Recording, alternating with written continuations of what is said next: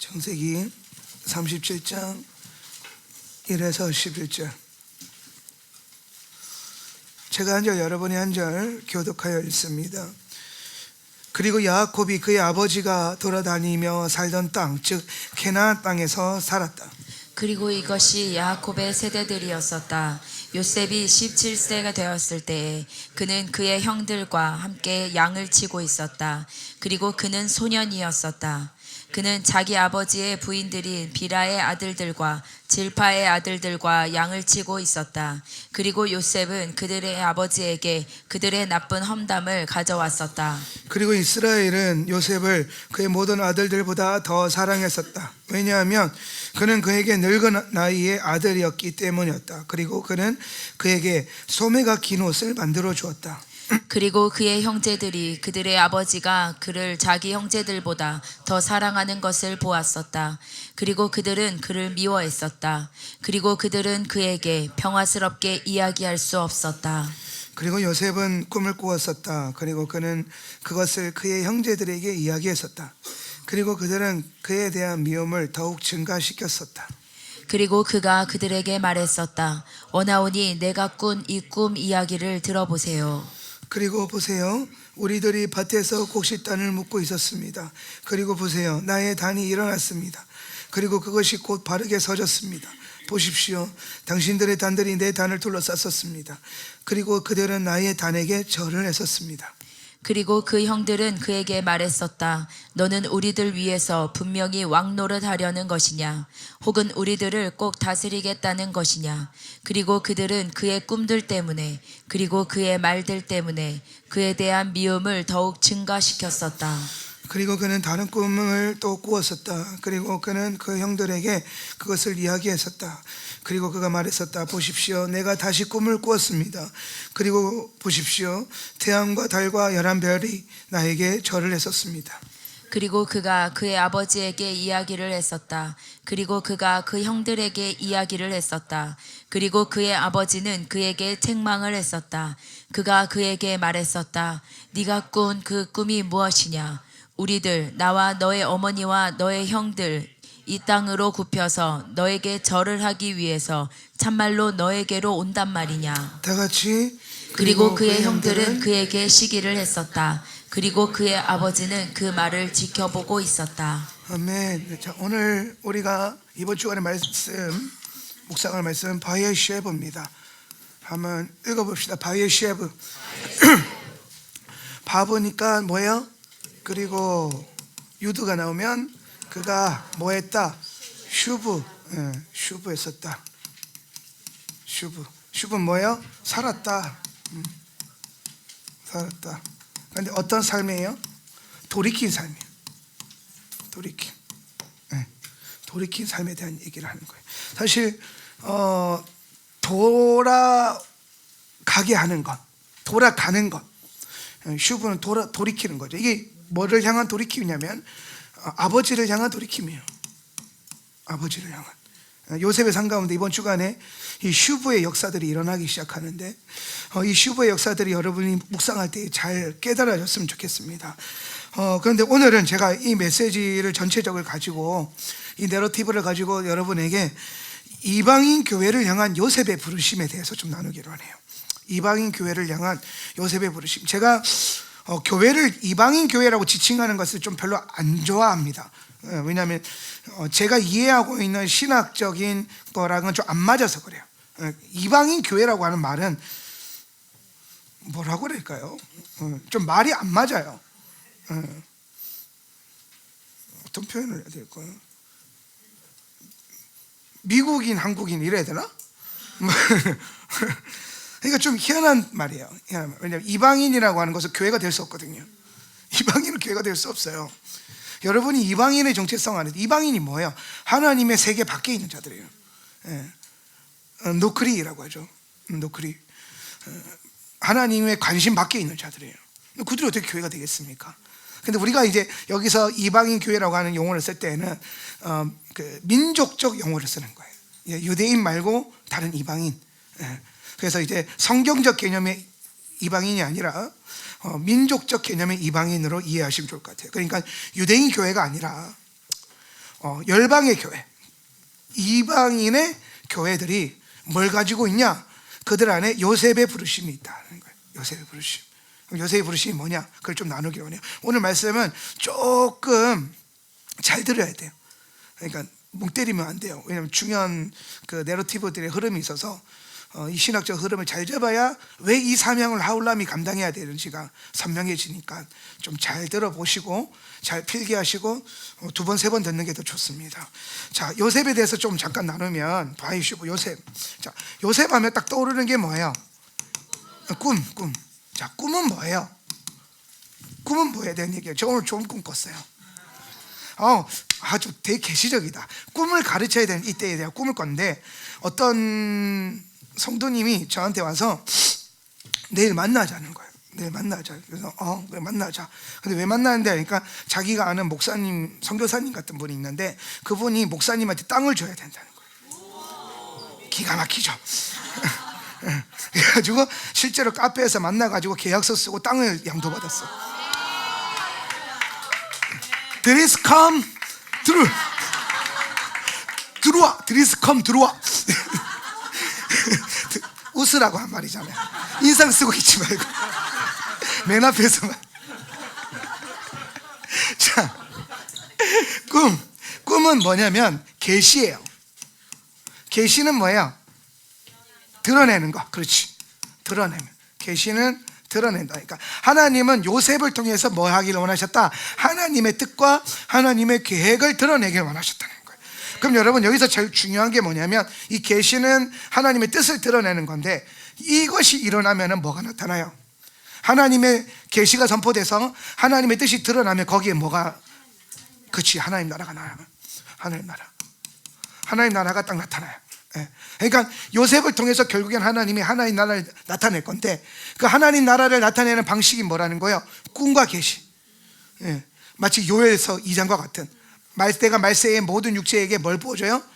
내 영을 부어주겠다. 성령을 부어주겠다는 거예요. 모든 육체에게 성령을 부으시는 이유 뭡니까? 주님의 나라가 임하게 하기 위함이에요. 그래서 이제 이렇게 되면 하나님 나라가 임하는데 하나님 나라가 임한다는 것은 곧 무슨 뜻을 뭘 의미하는 거냐? 원수의 나라가 물러간다는 거예요. 원수의 나라가 망한다는 뜻이에요. 하나님 나라가 흥하면 원수의 나라는 낮아집니다. 제가 그 얘기했죠. 오메가3와 오메가6. 오메가6가 높아지면 3가 낮아지고 3가 높아지면 6가 낮아져요. 우리 몸은 그 밸런스를 갖고 있어요. 그래서 오메가3를 많이 먹어야 돼요. 그러면 오메가6가 저절로 떨어져요. 이해가 되세요? 그런 것처럼 우리 안에 우리 삶 가운데 하나님 나라가 임하면 자동적으로 그만큼의 원수의 나라가 떨어져요.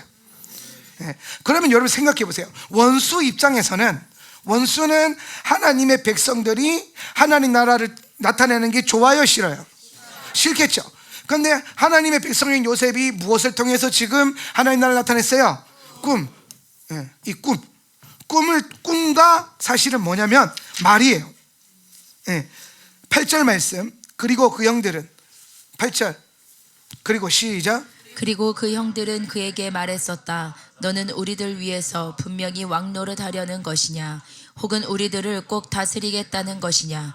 그리고 그들은 그의 꿈들 때문에 그리고 그의 말들 때문에 그에 대한 미움을 더욱 증가시켰었다. 자, 이 꿈을 뭐 하는 거? 말하는 거. 꿈을 말하는 게 중요해요. 받은 계시를 말하는 게 중요해요. 물론 구약의 어떤 시대에는 다니엘의 때와 같죠. 그 어떤 주님이 오시기 전까지는 성령이 우리 가운데 오시기 전까지는 계시를 받으면 봉인해두라 그랬어요. 그런데 이제 우리는 어떤 시대를 살고 있냐면 요한 계시록을 성취하는 시대를 살고 있어요. 우리는 요한 계시록을 성취하는 시대고 계시록 세대거든요. 계시록 세대. 근데 계시록 세대에 살고 있는 우리에게 계시록은 뭐라고 말하냐면 이 예언의 말씀, 봉인의 말씀을 이 계시의 말씀을 뭐 하지 마라? 봉인하지 마라 그래요. 봉하지 마라. 뭐라는 거예요? 자꾸 이제 선포하고 드러내고 나타내라. 하나님이 꿈을 주시는 것을 선포해라. 나타내라는 거예요. 왜? 그걸 통해서 하나님 나라가 임하는 거예요. 꿈은 하나님 나라에 대한 어떤 하나님의 뜻이고 그걸 말할 때에 하나님이 역사하기 시작해요. 말할 때. 그러니까 원수 입장에서는 하나님의 사람들이 꿈을 꾸고 하나님이 주신 꿈에 대해서 말하는 걸 싫어해요. 그래서 어떻게든 원수 입장에서는 뭘 못하게 해야 되냐? 하나님의 사람들이 꿈을 못 꾸게 만들어야 돼요. 그래서 원수는 여러분이 꿈꾸는 걸 싫어합니다. 여러분이 비전을 갖는 걸 싫어합니다. 여러분이 성경을 읽어서 성경 안에 있는 계시를 깨닫는 걸 싫어해요. 왜냐하면 그게 깨달아지고 꺼질수록 하나님 나라가 임해버리는데, 그럼 원수의 나라는 물러갈 수밖에 없거든요. 그 원수 입장에서는 싫어하는 거예요. 그래서 어떻게든 뭐 할 거냐? 여러분으로 하여금 뭘 못하게 할 거예요? 꿈을 꾸지 못하게 할 거예요. 그리고 그 꿈에 대해서 말하지 못하게 할 거예요. 꿈을 꾸고 말하는 것을 이상하게 만들어 버릴 거예요. 하나님의 계시를 받아서 그 계시를 믿고 말하는 것을 이상하게 만들 거예요. 환경을 어려움을 말하든, 아브라함을 보십시오. 자식이 하나도 없는데 아브라함에서 아브라함이 되었습니다. 아브라함은 무슨 뜻이냐? 많은 민족의, 많은 자식의 아버지란 뜻이에요. 예, 민족의 아버지란 뜻이거든요. 근데 자식이 하나도 없어요. 예, 아브라함이 가지고 있는 유일한 약점인 자식이 없는 거예요. 그런데 하나님이 그에게 하나님의 뜻을, 계시를 나타내니까 아브라함이 뭐 하기 시작합니까? 하나님의 계시를 말하기 시작하는 겁니다. 계속 말하는 겁니다. 예. 물론 믿음의 어떠한 순간에는 흔들림이 있었지만 하나님은 아브라함을 통해서 계속 말하게 하십니다. 그러니까 아브라함이 믿음이 없어져서 하나님의 언약을 말을 못하니까 이름을 바꿔버리는 거예요. 그래서 남들을 통해서 말하게 만들고, 와이프를 통해서 말하게 만들고, 자기를 소개할 때 말하게 만들어버리는 거예요. 그래서 자꾸 듣게 하는 거예요. 믿음은 뭐에서 나니까? 들으면서 나니까. 그러니까 아브라함이 되는 순간부터 와이프가 아브라함 불러줄 때마다 주변의 김집사들이 아브라함 불러줄 때마다 민족의 아버지가 되라, 민족의 아버지가 되라, 너는 민족의 아버지야, 너는 민족의 아버지일걸, 너는 민족의 아버지였어, 막 이러면서 되는 거예요. 그러면서 계속 믿음의 말을 들으니까 아브라함 안에 뭐가 안 꺼지냐? 믿음이 안 꺼지는 거예요. 말씀을 많이 듣고 하나님이 주신 꿈을 붙들고 그걸 자꾸 고백하는 건요, 여러분 안에 있는 하나님께서 주신 믿음을 지킬 수 있는 가장 중요한 방법이고, 오늘 그것을 지키며 나아갈 때 원수의 나라가 여러분 삶 속에서 금이 가기 시작하고 무너지기 시작하고 물러가기 시작할 거라는 거예요. 할렐루야. 그러니까 영적 전쟁은 다른 게 아니라 주님이 주신 말들을 계속하는 거예요. 그런데 원수는 우리로 하여금 뭘 못하게 한다? 꿈을 못 꾸게 한다. 말을 못하게 한다는 거예요. 그래서 여러분, 반드시 하나님의 사람은, 따라합시다. 하나님의 사람은 하나님의 꿈을 가져야 된다. 꿈이 있습니까? 내 꿈 없는데요. 그러면 교회 꿈이라도 꾸세요. 할렐루야. 공동체의 꿈이라도 꾸라고요. 공동체의 꿈이 없어 보여요? 그럼 성경 안에 있는 하나님의 꿈을 꾸세요. 열방을 향한 하나님의 꿈을 꾸세요. 그 꿈이 여러분의 꿈이 되게 만들어 버리세요. 너는 꿈이 뭔데? 이스라엘이 회복되는 거예요. 너는 꿈이 뭐냐? 예수가 다시 오시는 것입니다. 그것이 나의 꿈이고 그것이 나의 비전입니다. 이 꿈이 내 꿈이다. 왜 말을 못해? 이 꿈이 내 꿈이다. 왜 말을 못해? 그렇게 말하며 살아가세요. 그러면 원수가 여러분의 삶 가운데 영향을 줄 수 있다 없다? 없다라는 겁니다. 할렐루야. 저는 이 얘기를 꼭 나누고 싶었어요. 오늘 설교와 상관없는 얘기예요. 오늘 설교와 상관없는 얘기인데, 꿈에 대해서 묵상할 때마다 정말 꿈꾸는 게 중요한데, 여러분 자녀에게 꿈을 꾸게 하는 게 중요해요. 너는 무슨 꿈이 있냐? 아직 꿈이 없어요. 그러면 꿈이 없는 존재가 되지 않게 아니라, 그럼 넌 교회의 꿈이라도 꿔라. 공동체의 꿈이 일단 네 꿈이 되게 해라. 그래서 막 하나님 제주시 성전을 주시옵소서, 예시바 학교 건물을 주시옵소서. 그 꿈이라도 꾸라고. 그 꿈이라도 꾸라고. 꿈 없이 살지 말라는 거예요. 비전 없이 살지 말라는 거예요. 하나님의 백성이요, 꿈이 없으면 망해요. 이 말은 뭐냐? 꿈이 없으면 하루를 그냥 망하게 살아버려요. 그냥 마음대로 살아버려요. 마음대로 살면 망합니다. 할렐루야. 라임이 좀 괜찮은데, 마음대로 살면 망한다. 마음대로 살면 망한다. 할렐루야. 마음대로 살면 안 돼요. 그래서 우리가 하나님이 주시는 꿈, 교회가 가지고 있는 꿈, 왜냐면 우리도 교회니까, 여러분들 하울람이니까, 왜 그게 여러분의 꿈이 아닙니까? 그게 왜 몇몇 소수의 꿈이 되어야 됩니까? 우리가 다 같이 꾸는 꿈이에요. 우리 모두에게 주신 꿈이에요. 예, 그 꿈을 꾸고 바라보고 그걸 위해서 살아가고 계속 그 꿈을 선포하고. 예, 어제 제가 지방의 목사님들이랑 또 회의를 했는데, 이 지방에는 모일 때마다 늘 관심사가 하나예요. 그래서 하울람 언제 이사 가는데, 그래서 너네 언제 어느 지역에 가는데, 그러니까 우리가 갈 지역에 있는 순복음 교회들은 좀 힘든가 봐. 그래서 자꾸 좋은 지역을 막 소개해줘요. 근데 자기 교회는 먼 그 지역을 이렇게. 아무튼 감사한 일이에요. 그래서 언젠가 갑니다. 근데 우리는 기도한다. 계속 간다. 그러니까 다들 이제 막 간다는 얘기 1년 전부터 들었는데 안 가고 있으니까 안 가려나 싶은가 본데 갈 겁니다. 이게 가고 싶어서 가는 게 아니라 가라고 하니까 가는 거예요. 그러니까 어느 분이 그런 거예요. 중문에 괜찮은 건물이 있다는 거야. 중문에. 그러니까 중문은 안 됩니다. 왜? 좋은 건물이 있어서 못 가는 게 아니라, 우리가 지금 이 건물이 마음에 안 들어서 안 가는 게 아니라, 가야 되는 게 아니라, 하나님이 제주시라고 하는 데를 가라 그랬다는. 그러면 이게 제주시가 앞에 붙어야 돼. 주소지상으로. 어떻게든 순정, 그게 뭐 애월이 됐든 뭐 성산이 됐든 표선은 서귀포죠. 그러면 성산은 제주시죠. 서귀포. 그럼 성산도 안 되네. 성산도 안 돼. 그러면 제주시를 달아야 돼 앞에. 교회 주소 앞에 제주특별시가 다 붙어야 된다네. 제주특별시 없어요? 내 마음에 특별해서 그래. 제주도가 얼마나 특별한지 몰라. 할렐루야. 자꾸 팩트로 나한테 시비 걸지 마세요. 그냥 다 알아들었으면서 꼭 그런다. 그죠? 근데 중요한 건 뭐냐면, 우리가 우리의 꿈을 가지고 이루어 주십시오가 아니잖아요. 이 꿈을 우리가 꾸고 싶어서 꿨냐고요. 꿀 수 있어서 꾸고 있는 거냐? 아닙니다. 회의하다 보면요, 되게 과간이에요. 막 어디 건물 나왔대요. 막 몇십억, 어머 좋겠다. 근데 그 순간부터 속에서 웃음이 피식 나요. 몇십억이래. 그런데 우리는 꿈을 꿔요. 그리고 우리 믿음을 자꾸 말해요. 그리고 하나님 무엇을 우리에게 주시려고 하는지 자꾸 찾아요. 왜냐하면 하나님이 꾸게 하는 꿈이니까. 하나님 뜻대로 이룰 겁니다. 여러분의 순종은 이사를 가는 게 아니라 꿈을 꾸는 거예요. 이사를 가게 하는 건 하나님이 하시는 거고, 우리에게 성전을 주시는 건 주님이 하시는 일이고, 우리는 주님이 주신 꿈을 말하고 선포하고 기도하고 거기에 우리의 삶을 드리기 시작하고, 그 꿈이 내 꿈이 되게 하는 거, 그게 우리에게 필요한 줄 믿습니다. 그래서 여러분 반드시 꿈의 사람, 비전의 사람이 되시기를 예수님의 이름으로 축복합니다. 자, 그러면 이제 본격적으로 우리가 이방인 교회가 가져야 될 요셉의 부르심에 대해서 이제 본격적으로 가니까 코트를 벗었어요. 자, 요셉은 뭐 하는 사람이냐. 자, 요셉의 부르심이라 그랬으니까 요셉에 대한 이해가 있어야 이번 창세기 37장부터 마지막까지 요셉이 지금 창세기를 통해서 뭘 말하려고 하는지가 나와요. 제가 이 토라를 연구하면서 굉장히 놀랬던 건, 많은 제가 요셉에 대한 설교와 책들을 읽었지만 정작 토라가 얘기하고 있는 중요한 얘기를 하는 분들이 없다라는 걸 발견했어요. 요셉 하면 여러분 다 알다시피 꿈, 뭐 그 다음에 그리스도의 예표, 요 정도.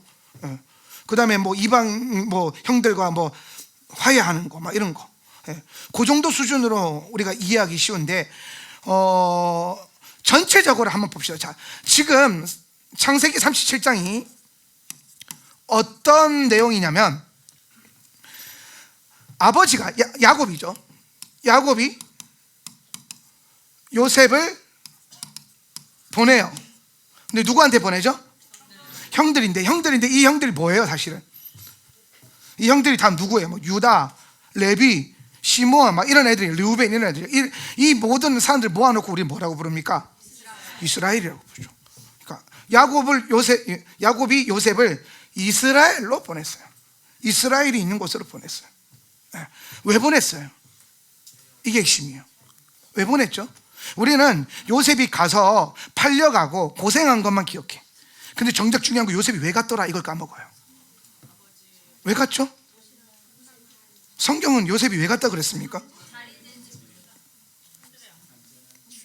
자, 14절 여러분의 도부 14절 말씀 한번 읽어볼까요? 그리고 그가 시작. 그리고 그가 그에게 말하였다. 이제 가라. 너의 형들의 평안함과 양들의 평안함을 보아라.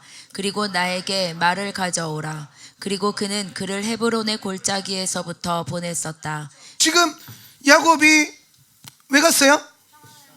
평안함을 보고 평안함을 가져오는 거야. 그렇죠? 자, 요셉이 가는 목적은, 이스라엘에 가는 목적은 이스라엘 안에 뭐가 임하게 하는 거예요? 샬롬이 임하는 거예요. 샬롬이 있는지를 확인해야 돼. 근데 사실 이스라엘에는 샬롬이 있어요, 없어요? 이스라엘에 샬롬이 없어요. 지금까지도 없죠. 그 이유가 있어요. 왜?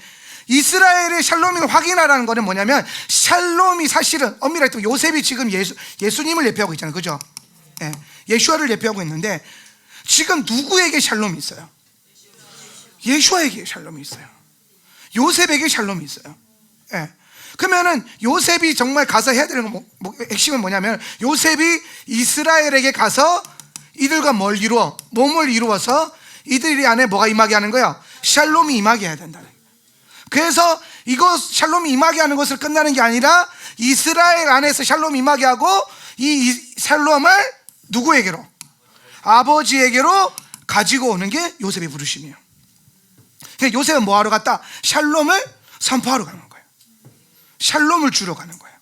샬롬이 있는지를 보러 가는데, 우리가 성경에 전반적으로 보면은 형들 안에 마음 가운데 샬롬이 있어요, 없어요? 없어요. 근데 왜 요셉을 샬롬 확인하기 위해서 보내냐? 요셉 안에 아버지께서 샬롬을 넣어두시는 거예요. 요셉 안에. 예수님께서 이 땅에 우리에게 뭘 줘? 샬롬을 주러 오셨죠. 그래서 그분이 샬롬의 왕이에요. 예, 예루살렘의 왕이죠. 그래서 예루살렘에 뭘 주러? 예루살렘 무슨 도시예요? 평안의 샬롬의 도시잖아요. 근데 샬롬의 도시에 샬롬이 있어, 없어? 없어요. 그래서 예수님이 가야 돼요. 그래서 예수님이 예루살렘에 들어가시면 예루살렘에 드디어 뭐가 임하기 시작하는 거예요? 샬롬이 임하는 거란 말이에요. 예. 그래서 요셉의 목적은, 예수님의 목적은 이스라엘에게 가서 그들에게 샬롬을 전하고, 그 샬롬을 다시 아버지께로 가져오게 하는 거예요. 샬롬을 가져오는 거. 그런데 갔더니 이스라엘 안에 샬롬은 없고, 대신 뭐가 있었어요? 이스라엘 안에 뭐가 있어요? 자, 미움. 정말 중요한 단어예요. 이스라엘 안에 뭐가 있냐면은 샬롬은 없고 미움이 있었어요. 미움. 근데 이 미움이라고 하는 히브리어가 그 세노인데요. 세노라고 하는데, 이 세노를 미워하다라고 표현했지만, 사실 번역이 이 교수님이, 근데 사실 이게 미워하다는 것보다는 뭐냐면 원수라는 뜻이 있어요. 이게 좀 더 정확한 말이에요. 예. 자, 그럼 이렇게 볼 수 있어요. 요셉이 꿈을 꿨어요.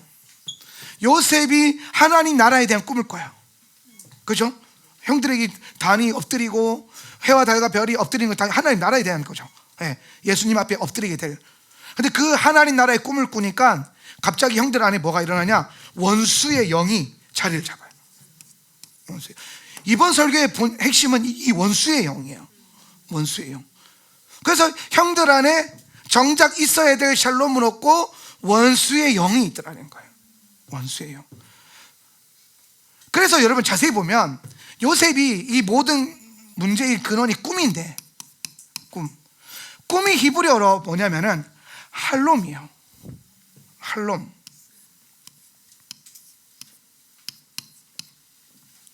할롬인데, 이 할롬 하니까 뭐가 생각나요? 샬롬이 생각나죠. 근데 원래 뭘 주러 갔다고요? 샬롬을 주러 갔어. 그런데 이스라엘 안에 원수의 영이 있으니까, 이 원수의 영은 이제 그 대적하는 영이죠. 대적하는 영. 이 대적자의 영이 있으니까 그들의 꿈 안에 샬롬이 임할 수가 없어요. 그냥 할롬만 있는 거예요. 그래서 이 할롬이라는 단어를 보면서 샬롬과 한 글자 차이 나거든요. 근데 무슨 글자냐면은 앞에 헤이트가 와 있어요. 헤이트가. 근데 헤이트가 되게 재밌는 글자인 게, 오늘 요거 잘 알아야 되는데, 헤이트는 두 가지 의미가 있어요. 긍정적으로 쓰여질 때는 우리가 잘 알고 있다시피 우리를 보호하는 울타리라는 뜻이 있어요. 울타리. 우리를 보호한다. 하나님 이게 헤이트가 율법을 상징하기도 하잖아요. 율법이 긍정적으로 쓰일 때는 뭐예요? 우리를 보호하는 보호법. 그죠? 근데 율법이, 헤이트가 부정적으로 쓰일 때가 있어요. 그게 뭐냐면 막힘을 얘기해요. 막힘. 그래서 율법으로는 주님께 갈 수 있어요, 못 가요? 못 가요. 율법으로는 하나님 나라에 못 들어가. 율법으로는. 율법이 우리를 그리스도께로 인도하고 그리스도가 우리를 하나님 나라로 인도해요. 율법이 하는 기능은 우리가 그리스도에게로 가서 우리가 얼마나 죄인인지, 그러니까 이게 뭐냐면은 그리스도께로 가요. 근데 여러분이 회개의 영이 임할 때, 회심할 때 경험한 게 뭐냐면은, 뭐가 와야 되냐면, 아, 예수님 나의 구세주구나, 이게 깨달아지는 게 아니라, 사실 진짜 회심은 내 안에 뭐가 일어나냐면, 내가 이 엄청난 주님의 구원과 사랑을 받아도 되나라고 하는 이 죄로부터 오는 거리감이 있어요. 내가 어떤 존재인지 깨달아 보니까 예수께로 가고 싶은데도 막혀 있어. 율법이 딱 거기까지 있는 거야. 왜 막힘을 보냐면은 내 죄를 율법이 증거하고 있거든요. 네가 얼마나 큰 죄인인지를 알아야 된다, 이 얘기를 하고 있어요, 율법이. 그러니까 율법을 계속 듣다 보면 주님께 가까이 못 가. 근데 율법이 또 주님께 우리를 끌고 와요. 근데 결국에는 못 가. 그래서 그 못 가고 막혀서 건너편에 이렇게 예수님 나 어떡하죠 이러고 있는데 그분이 넘어오시는 거예요. 십자가로 다리 놓고, 할렐루야, 우리에게 찾아오시는 거예요. 그래서 근원적으로 내가 주님께 간 것처럼 보이지만 결국엔 주님이 내게 오신 거예요. 내가 아무리 교회 앞에서 어슬렁거리고 앞에 왔다 갔다 해도 안 가면, 내가 내려가지 않으면 안 돼요. 뭐다, 그게 뭐냐? 막힘이에요. 막힘. 그래서 헤이트가 기본적으로 이 꿈이 하나님의 나라와 하나님의 샬롬을 선포하기 위해서 주어졌지만은, 진짜 이스라엘 백성들에게 이 꿈이 샬롬으로 연결되려면 이 할롬 안에 있는 헤이트라고 하는 요 글자가 해결이 돼야 돼. 요게 요 글자가 해결이 돼야 됩니다. 예. 근데 여러분, 이 헤이트가, 이 막힘은 결국엔 죄를 상징하는 거잖아요. 예. 율법이 우리에게 왜 주어졌어요? 율법이 우리에게 왜 주어졌죠? 히브리서에 보니까 범법함으로, 그렇죠? 우리가 범법함으로 인해서 율법이 주어졌거든요. 그러니까 죄로 인해서 율법이 주어진 거예요. 죄로 인해서. 그러니까 죄를 해결하라고 준 게 아니라 죄로 인해서 생긴 거예요. 예. 그래서 이 율법이 하는 기능 여러 가지 있어요. 우리가 죄인됨을 깨닫게 하고, 또 이 율법이 계속 어떤 면에서는 나로 하나님으로부터 이제 뭔가 보호하는 역할도 있고, 많은 이제 기능들이 있어요. 근데 가장 아쉬운 기능은 뭐냐면, 이 없는 기능이 있는데 죄를 사할 수 있는 기능이 없어요. 죄 사함의 기능이 없어요. 예. 그러면서 근데 율법이 우리에게 뭐를 얘기하냐면, 소망을 주는 게 죄를 사함 받을 수 있는 방법을 알려줘요. 그게 뭐예요? 피 흘림. 피 흘림. 그러니까 죄 사함이 있으려면은, 헤이트, 이스라엘 백성들 안에 있는, 이스라엘에게 좀 꿈이 있어요. 계시가 있거든요. 언약이 있어요. 근데 문제는 그 꿈이, 계시가 막혀 있다는 거죠. 그래서 샬롬이 못 들어가. 근데 하나님의 계획은 뭐예요? 아버지의 계획은, 야곱의 계획은 뭐예요? 이스라엘 안에 할롬 안에 샬롬을 부여하는 거예요. 그래서 요셉을 보낸 거예요. 예. 자, 요셉은 할롬의 근원인데 왜 요셉을 보냈을까? 요셉을 통해서 이걸 해결하게 하는 거예요. 자, 죄는 뭐 없이는 해결 안 된다 그랬어요? 피 흘림. 성경 말씀 한번 찾아볼까요? 피 흘림에 대해서 히브리서 9장 22절 시작. 율법을 따라 거의 모든 물건이 피로써 정결하게 되나니 피 흘림이 없은즉 사함이 없느니라. 28절 이와 같이 시작. 이와 같이 그리스도도 많은 사람의 죄를 담당하시려고 단번에 들이신 바 되셨고, 구원에 이르게 하기 위하여 죄와 상관없이 자기를 바라는 자들에게 두 번째 나타나시리라. 결국에는 히브리서 9장이 계속 말하는 게 뭐냐면, 예수님이 이 땅에 왜 왔느냐? 우리 안에 있는 죄를 사하시려고. 그런데 그래서 그걸 위해서 어떻게 하셨냐? 피 흘리셨다는 거예요. 모든 죄에 대한 제물로서 단번에 드려지시면서. 자, 이해가 되세요? 그러니까 지금 성경은 뭐에 대한 얘기를 하고 있냐면, 죄는 피 흘림을 통해서 해결받을 수 있다라는 거예요. 요셉은 이스라엘 안에 있는 죄를 해결하기 위해서 가는 거예요. 그래야 샬롬이 전해질 수 있으니까. 그럼 얘를 해결해야 되잖아요. 그래서 요셉이 갔더니 형들이 요셉을 어떻게 해버려요? 형들이 요셉을 물구덩이에 넣죠, 그죠? 예. 근데 잘 보세요. 여기서 형들이 요셉을 죽여요. 예. 팔았죠. 근데 어떻게 했어요? 요셉의 겉옷을 벗겨가지고 찢어버리고 거기에 뭘 붙였어요? 피 흘렸어요. 그죠? 그러니까 피 흘림. 그러니까 요셉의 옷에 피 흘림이 있게 했어요. 예. 그러니까 요셉을 보내가지고, 사실은 그 요셉 대신 염소가 죽은 거지만은, 요셉 대신 염소가 죽은 거지만은 그 성경 토라가 말하고 있는 건 뭐냐면은 요셉이 형들을 위해서 죽었어. 찢어졌잖아요. 몸을 찢었잖아요. 찢었고 피 흘렸어. 그걸 통해서 결국에 형들 안에 뭐가 해결이 된다? 헤이트가 해결이 된다는 거예요. 그러니까 요셉은 결국에 뭘 위해서 갔냐? 샬롬을 선포하고 샬롬을 가지고 오기 위해서 갔는데 그걸 위해서 한 게 뭐다? 피 흘림이에요. 피 흘림. 요셉이 피 흘렸어요. 그래서 할롬에서 뭘 해결했어요? 헤이트를 해결했죠. 예, 요셉이 해결했어요. 해결을 해버렸어.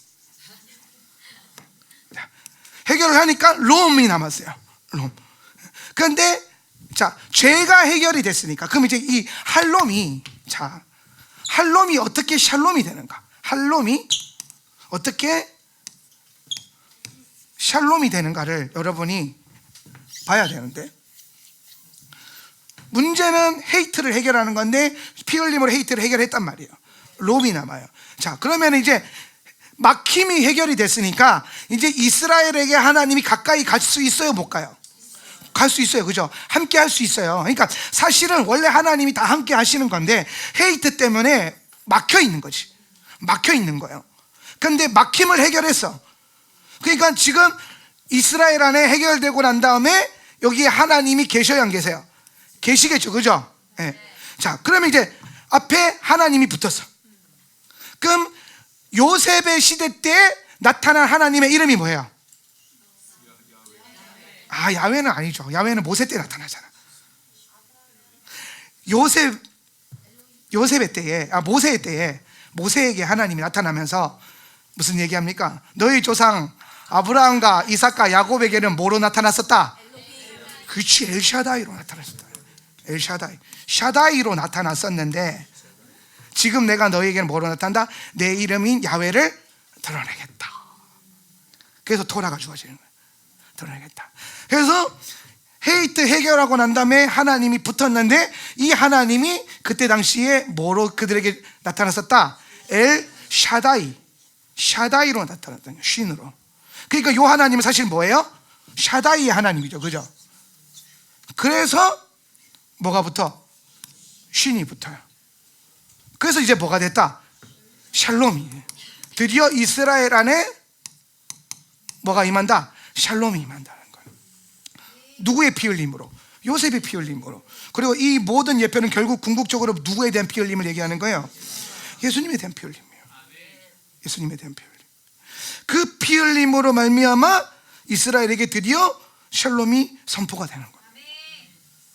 샬롬을 가질 수 있는 자격을 얻게 되는 거예요. 뭐 때문에? 요셉의 피 흘림과 예수의 피 흘림, 요거 때문에. 예. 근데 문제는 그래서 샬롬이 거할 수 있는 상태가 되는데, 문제는 이들이, 요셉이 이들 안에 있는 헤이트는 제거했는데 이들 안에 이 할롬으로 인해서 또 들어온 영들이 있어요. 그게 뭐냐? 미움. 그죠? 미움. 그리고 요셉이 꿈을 2번 꾸잖아요. 요 폼을 이해해 두셔야 돼요. 치웁니다. 넘길 수 있나? 넘겨. 추가. 자, 아까 그 그림 잘 보셔야 돼요. 자, 요셉이 꿈을 2번 꿔요. 첫 번째 꿈 꾸고 난 다음에 뭐가 들어가요? 미움이 들어가요. 미움이 증가됐다. 그걸 원수의 영이라고 그러거든요. 원수의 영. 미움, 세노, 원수의 영. 그러면 이게 이 원수라는 것을 뭘 말하냐면 요셉을 원수처럼 여기겠다는 거예요. 요셉을 대적하겠다는 거죠, 그죠? 그럼 이 요셉이 결국에는 이 원수의 영의 정체가 뭐냐면, 요셉이 궁극적으로 예수 그리스도를 예표하는 아주 중요한 성경의 인물이라면, 또 그의 그 인물이라면, 지금 요셉을 대적하고 반대하는 영은, 이 원수의 영은 그리스도를 대적하는 영이에요. 그죠? 그래서 지금 창세기 37장에 이스라엘 백성들 안에 들어가 있는 영이 무슨 영이에요? 적그리스도의 영이에요. 적그리스도의 영. 잘 붙는데요? 자, 좋아. 적그리스도의 영. 그래서 이 적그리스도의 영이 지금도 이스라엘 민족들 안에 역사하고 있는 거예요. 지금도. 하나님을 야곱의 자손들이고 아브라함의 자손들이에요. 하나님을 믿어요. 그런데 자꾸 그리스도를 뭐예요? 대적해요. 그러니까 결국에는 그리스도께서 와야 할롬에서 해결된 그 롬에서 신이 붙어가지고 샬롬이 임할 텐데, 진짜 예루살렘의 평강이 임할 텐데 예수께서 오셔야 그들 안에. 근데 지금 계속 그들 안에 역사하고 있는 그리스도만 밀어내는요. 여호와도 좋아, 토라도 좋아, 다 좋아. 심지어 유대인들 안에 지금 무슨 일이 일어나냐면 무슬림도 오케이, 알라나 하나님이랑 똑같아. 진보 그룹 안에서는.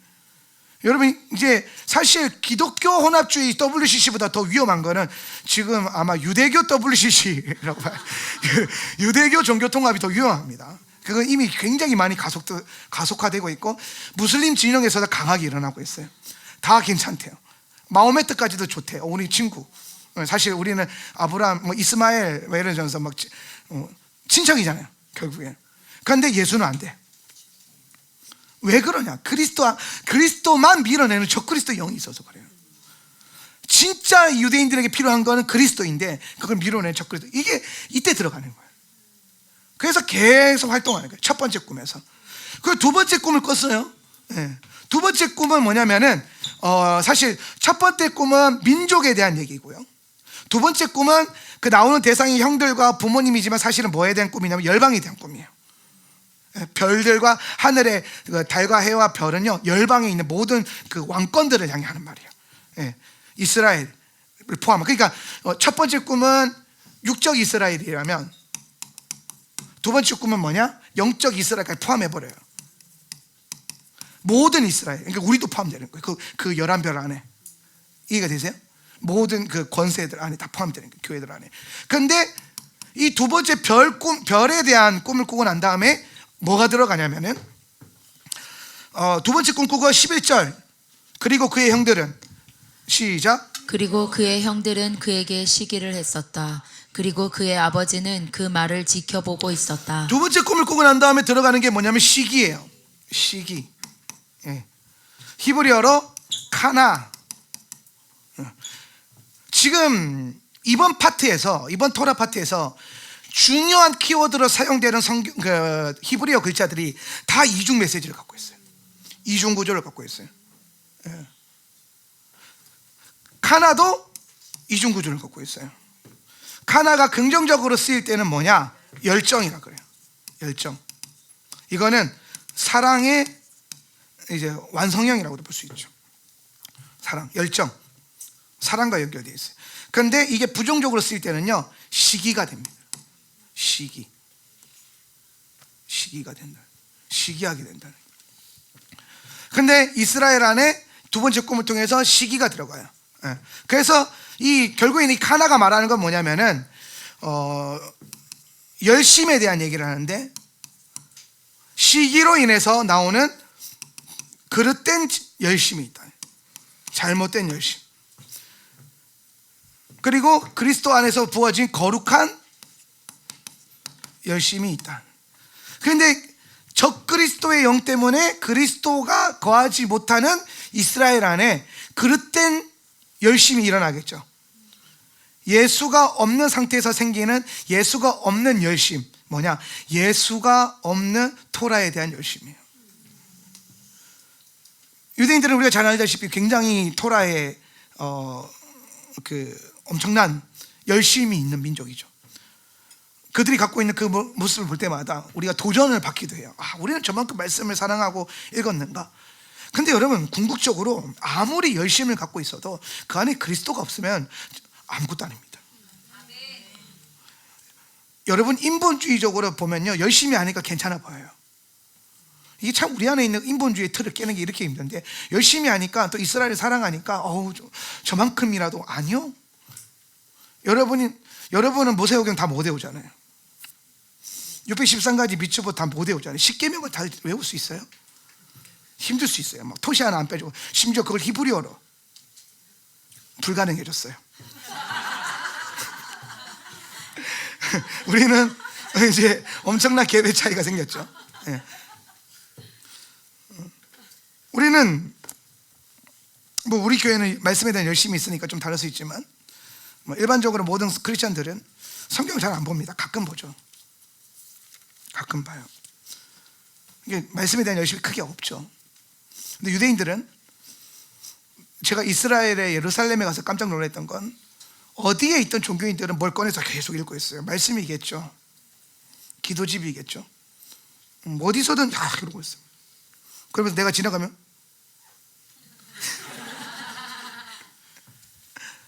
참 대단한 열심이에요.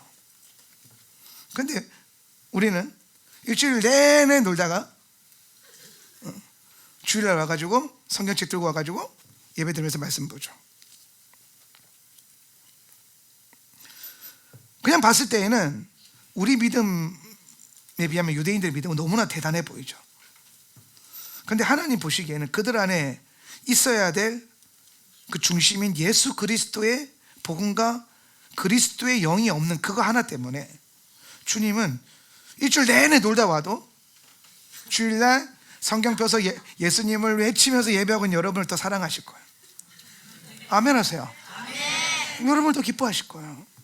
여러분, 예수 없는 유대인들에 대한 엄청난 환상을 깨십시오. 그들은, 근데 여러분 이게 문제예요. 뭐가 문제냐면, 근데 만약에 그 엄청난 유대인들의 헛된 열심이 예수가 임함으로 말미암아 무슨 열심이 되겠습니까? 거룩한 열심이 되겠죠. 그러면은 지구상에 존재하는 민족들 가운데 유대인을 이길 자가 없게 됩니다. 이게 또 우리에게는 소망이 돼요. 왜 우리가 이스라엘 사역을 하고 왜 유대인들에게 끝까지 제가 복음이 필요하다고 얘기하느냐? 이스라엘 선교에 대한 타협 이론들이 많아요. 선교지 안에서도 그렇고. 그중에 대표적인 게 유대인들에게 복음이 필요 없다라고 헛소리 하는데, 제가 아무리 성경을 연구하고 심지어 저는 구약을 중심으로 토라를 연구하는데도 불구하고 그들에게 복음이 필요해요. 그들에게 복음이 필요 없다는 증거를 도저히 못 찾겠어요. 그리고 지금 이스라엘의 열매만 보더라도 그들의 문제는 토라가 없음이 아니에요. 말씀이 없어서가 아니에요. 거룩하지 않아서가 아니에요. 죄를 많이 지어서가 아니에요. 예수가 없어서예요. 그리스도가 없는 거예요. 그러니까 여전히 롬으로 존재하고 할롬으로 존재하고 있는 거죠. 그리스도 없는 열심.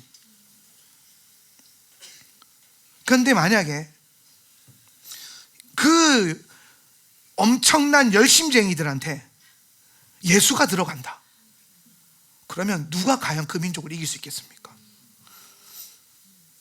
예수 믿는 유대인들을 과연 누가 무슨 어떤 열심으로 감히 그들에게 맞설 수 있겠냐는 거예요. 저는 그게 제가 성경을 통해서 보는 아주 중요한 키워드예요. 예수님께서 이 땅에 오셨습니다. 유대인들에게 뭘 주려고? 샬롬을 주려고. 요셉이 이스라엘에게 갔습니다. 그들에게 샬롬을 주려고. 근데 결국에는 형들이 그들을 찢어버리고 죽이고 어디다가 던집니까? 이방인에게 던져버립니다. 요셉을 이방인에게 토스했어요. 그래서 어떤 일이 벌어졌냐? 기근이 왔어요. 근데 요셉이 있었던 애굽은 기근의 때에 오히려 그 기근 때문에 더 요셉 때문에, 요셉의 꿈 때문에, 요셉 안에 있는 샬롬 때문에, 지혜와 계시 때문에 애굽은 기근의 때에 더 부유해져요. 애굽의 창고는 요셉의 창고죠. 마르지가 않아요. 열방의 모든 민족들이 이제 애굽이 없이는, 요셉이 없이는 먹고 살 수 없는. 그래서 애굽은 요셉이 있는 것만으로 여러분 생각해 보세요. 바로에게 토라가 있습니까? 뭐가 있습니까? 애굽 사람들이 하나님을 경배했겠습니까? 애굽 신들을 믿었겠습니까? 근데 애굽이 복을 받았던 이유가 뭐예요? 그들 안에 요셉이 있었기 때문이에요. 그들이 요셉을 자기의 지도자로 세웠기 때문이에요. 자기의 주로 세웠기 때문이에요. 근데 그 요셉의 존재만으로 하나님도 모르고 토라도 모르는 백성들이 복을 받아, 배불러, 기근을 이겨, 잘 돼요. 근데 원래 그 배부르고 잘 되고 풍성한 게 원래 어디로 가는 게 목표였다고요? 이스라엘에게 가는 게 목표였다니까요. 복음도 똑같아요. 예수 그리스도의 복음도 원래 예수님이 2000년 전에 어디로 가셨습니까? 이스라엘로 가셨어요. 뭐 하려고요? 예루살렘은 진짜 예루살렘 되게 하려고, 예루살렘의 평강을 전하려고, 이스라엘을 제사장 국가로 세우려고, 그들에게 기근의 때에 평강을 주려고 갔는데 이스라엘이 예수를 찢어가지고 어디다 넘겨요? 이방인에게 넘겨요. 찢겨진 그 복음을 이방인들에게 넘겨요. 그랬더니 우리 안에 생각해보세요. 2000년 동안 여러분에게 토라가 있었어요? 뭐가 있었어요?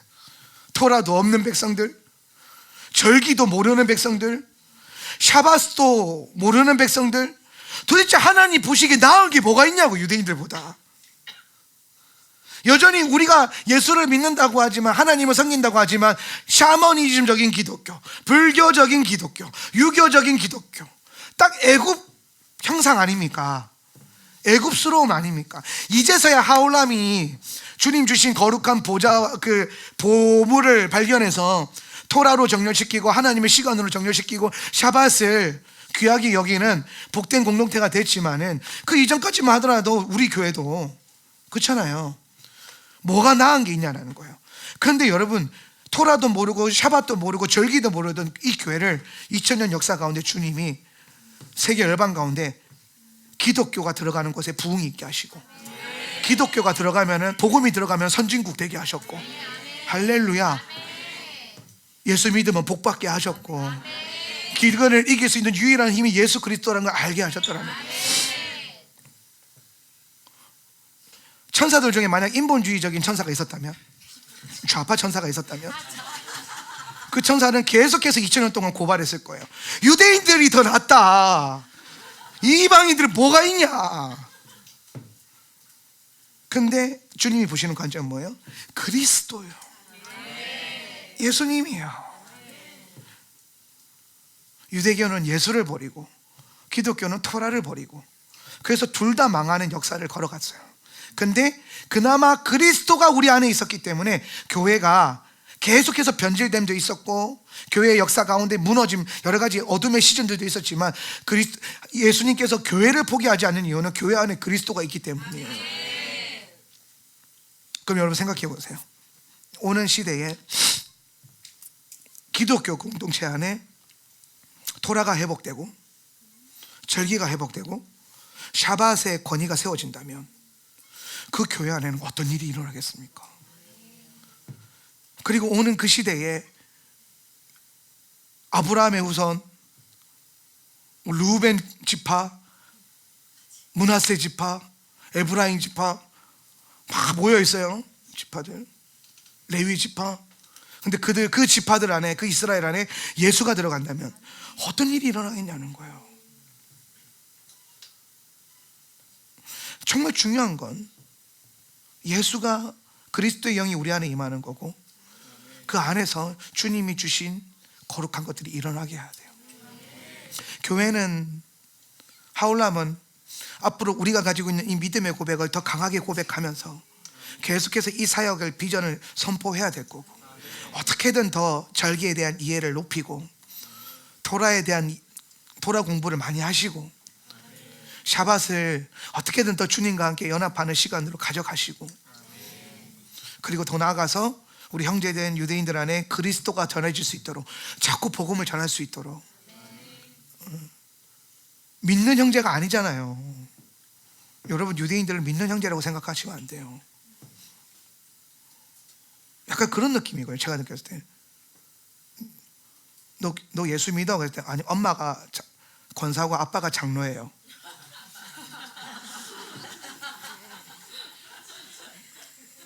조금 세게 말하면. 그래서 네가 예수를 믿냐고. 그들의 조상의 얘기를 하겠죠. 나는 루벤의 후손이고 나는 아론의 후손이야. 예수님이 이 땅에 오셔서 바리새인들을 향해서 말했죠. 아브라함의 씨라 일컫는 너희들에게, 너희들의 그 고백 위에 뿌리죠.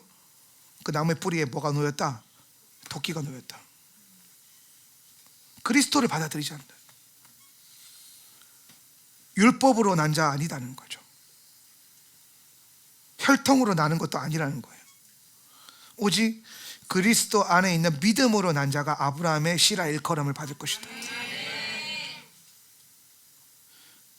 이 엄청난 진리 위에서 우리가 이스라엘 선교와 사역을 바라볼 때에 마냥 이스라엘을 블레싱하는 것이 핵심이 아니라 이스라엘의 구원을 위해서 기도하고, 여러분 바울 서신에서 남긴 것만 봐도 알 수 있어요. 죽을 때까지 자기 민족이 예수 못 믿는 것에 대해서 가슴 아파하면서 맨날 첫날 회당에 들어가서 논쟁하면서 복음 전했어요. 돌아와야 된다고.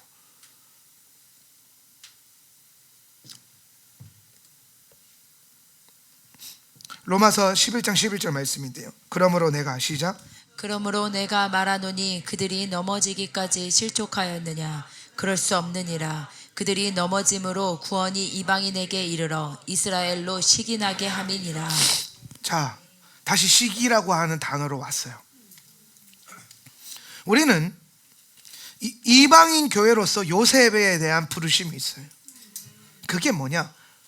오늘 저 말씀에서 말하고 있는 이스라엘로 시기나게 하는 건데, 이 시기는 나 있어요. 그렇죠?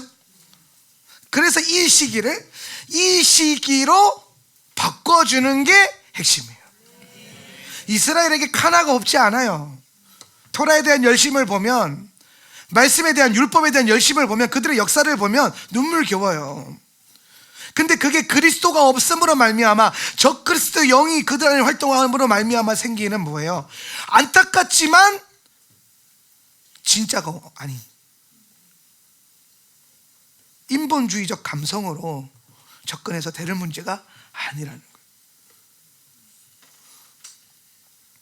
그들에게 구원이 필요하다. 이스라엘은 넘어졌으나 실족하였느냐? 아니다라는 거예요. 그리고 그들의 넘어짐으로 해서 이방인인 우리에게 구원이 들어오고 축복이 들어왔는데, 바울은 여기서 더 나아가서 이방인 성도들을 향해서 더 놀라운 차원의 도전을 합니다. 만약에 이스라엘이 넘어져서 너희가 복을 받았으면, 이스라엘이 서면 너희는 엄청난 복을 받을 거야. 우린 반대로 생각하죠. 이스라엘이 넘어졌을 때 구원 받았으니까 이스라엘이 서면 내가 버림받을 수 있겠구나. 이스라엘 안 돼, 막 이러면서. 그게 뭐냐? 여러분 안에 있는 반유대주의의 영이에요. 여러분, 말씀을 가지고 잘 분별해야 돼요. 이스라엘 사랑한다고 마냥 이스라엘이 그러고 있을 때가 아니에요. 그래서 이스라엘이 왜 우리가 사랑해야 되는지, 왜 섬겨야 되는지가 선명해야 되고, 어떻게 섬길지가 선명해야 된다는, 그들에게 뭐가 필요한지, 그리고 우리에게는 뭐가 있는지, 또 우리에게는 또 뭐가 문제인지, 이스라엘은 뭐가 문제인지. 제가 말씀을 통해서 계속 묵상하면서 하울람의 믿음을 견고하게 만들어서 이 믿음을 계속해서 전하는 거예요. 많은 교회들 안에 이 하울람스러운 믿음과 기름 부음이 포항에도 임하고, 엊그제 우리 신안에 있는, 목포에 있는 박정희 목사님이랑 통화했는데, 저희 목사님이 이제 이번 월삭설교 키슬레보어를 듣고 은혜를 많이 받아서 전화를 왔더라고요. 어떻게 그런 메시지를. 그러면서 거기는 자칭 하울람 목포 신안 지부라고, 하울람 신안 지교회라고. 근데 진짜 정희 목사님 목회 안에 하울람스러움이 녹아있어요. 월삭에 대한 기름 부음, 샤밧에 대한 기름 부음. 뭐 우리처럼 레디컬하게 하지 못해요. 왜냐하면 그 교회는 청빙한 교회니까 변화되려면 시간이 오래 필요하죠. 그래도 중요한 건 뭐냐면 시가, 오늘 우리 권사님이 나눴던 것처럼 시가 심겨지고 있다. 하울람이여 민들레 홀씨가 되어 유튜브를 타고 사람을 타고 여러 지교회들을 타고 날아가서 거기서 그리스도의 열매를 맺을지어다. 그렇게 가야 돼요. 그렇게 해서 결국엔 뭘 해야 되냐? 유대인들로 하여금 시기나게 하는 교회가 되라. 유대인들로 하여금 우리에게도 예수가 필요하구나라고 거룩한 열정이 올라올 수 있는, 그래서 그들이 잘못된 열심으로 봤던 토라 안에 진정한 열심이 풀어지니까 이 토라를 가리고 있었던 모세의 수건이 다 벗겨져 가지고 토라의 정수가 예수아구나는 걸 깨달아 알게 되고, 그들의 입에서, 모든 유대인들의 입에서 바룩하바 벨셈 아도나이가 외쳐지도록, 그걸 감당할 수 있는 건 유대인 교회가 아니에요. 이방인 교회예요. 바울이 그 계시를 알았기 때문에 오늘 이 예언적인 메시지를 우리에게 주는 거예요. 이방인에게 이르러 이스라엘로 시기나게 함이라. 오늘 우리에게 이 복음이 주어지고 우리에게 예수아가 주어진 이유는, 이스라엘의 왕이 나의 왕이 된 이유는 오늘 그것으로부터 오는 놀라운 축복과 구원도 있지만 더 나아가서 우리의 구원됨을 통해서 얻은 그 놀라운 축복을 통해서 이스라엘로 시기나게 하는 그거. 그래서 이스라엘을 시기나게, 거룩한 시기가 나게 해야 되는데, 그게 이스라엘이 시기가 나려면 뭘로 시기나게 할 수 있을까요? 얼마 전에 이 설교를 듣고 계시는 분들 어떤 한 자매님이 계세요. 이분이 파리에서 레스토랑을 크게 몇 개 하시는 분이에요. 한국인이신데, 그래서 지금 코샷 사업을 하고 계세요. 이분은 기독교인인데 유대교 회당에 정식적으로, 고임인데 정식으로 초대가 돼서 샤밧 세대를 참여할 정도로 유대인 친구들과 가요. 근데 물론 이제 상석에 못 앉고 뒤에 말석에 앉아서 이렇게 뻘쭘하게 있어야 된대요. 그래도 그게 좋대. 막 연락이 왔어요. 그러면서 저한테 그런 얘기를 하는 거예요. 목사님, 자기가 거부가 돼야 된다, 부자가 돼야 된다. 왜 그렇습니까? 아니, 유대인 회당에 갔는데 거기에 그냥 뭐 진짜 의리의리한 유대인들이 온대. 파리에 있는 유대인들은 그냥 그 파리 전체에서 상위 0.1% 안에 드는 부자들이 다 유대인들이에요. 회당에 오는 거예요. 쪼매난 회당에. 근데 오면 막 진짜 막 유대인 아줌마들이 머리 감았는데 그 감은 것도 막 이제 막 디오르 막 이런 거 있잖아요. 올 이런 느낌으로 막 뭐 난리가 나는데, 뭐 차도 뭐 장난 아니고 막. 그래서 가면은 자기도 제일 비싼 거 입고 갔는데 그냥 이제 쪼그라든다는 거지. 그래서 늘 기도한대요. 하나님, 나도 저 유대인들이 그러니까 유대인들과 같이 그런 엄청난 부요함이 있으니까 그들과 어울리고 그들과 함께 그리스도의 복음을 전하려면 자기가 부자가 되겠다 생각한 거야. 그래서 내가 얘기했어요. 네가 부자가 돼도 그 유대인들보다 부자 될 수 있을 것 같아? 왜 헛꿈을 꾸지? 너는 그걸 걔네처럼 부자가 돼서 그들에게 복음을 전할 수 있을 것 같아? 전 세계 경제를 움직이는 게 유대인 자본인데 그걸 어떻게 네가 이기려고 그래? 응? 걔네 맘 먹으면 우리나라 살 수도 있다는데 마음을 안 먹어서 그렇지. 그렇잖아요. 그러니까 그런 발상은 너무 인본주의적인 발상인 거예요. 근데 네가 그들 안에 시기나게 할 수 있는 건 딱 하나다. 뭐냐? 토라를 공부해라. 근데 토라를 예수아를 가지고 연구해라. 그리고 자기들끼리 막 말씀 나누고 듣고 할 때 그거 예수님인데 하면서 막 성경을 미친 듯이 잘 가르쳐봐. 토라 안에 있는 많은 보물들을 다 예수님께로 향해 있잖아요. 그게 얼마나 견고한지를 보여줘라. 그러면 와서 그러겠지. 너 이거 어떻게 알았어? 예수 믿으면 다 아는 데라고 뻥쳐라.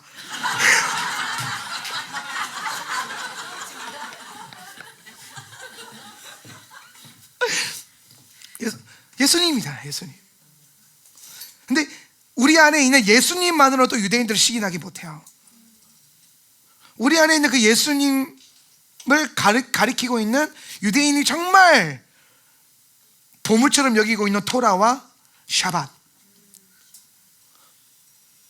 토라와 샤밧을 예수를 믿는 이방인 교회가 하나님 말씀의 기쁨을 알고 하나님의 시간의 거룩함을 알고 또 그것이 예수님 때문에 완전해져서 주어져 있는 복과 은혜를 누리는 것들을 보기 시작하고, 오늘 이 교회 안에 일어나고 있는 주님의 샬롬이 그들에게 전해져야 돼요.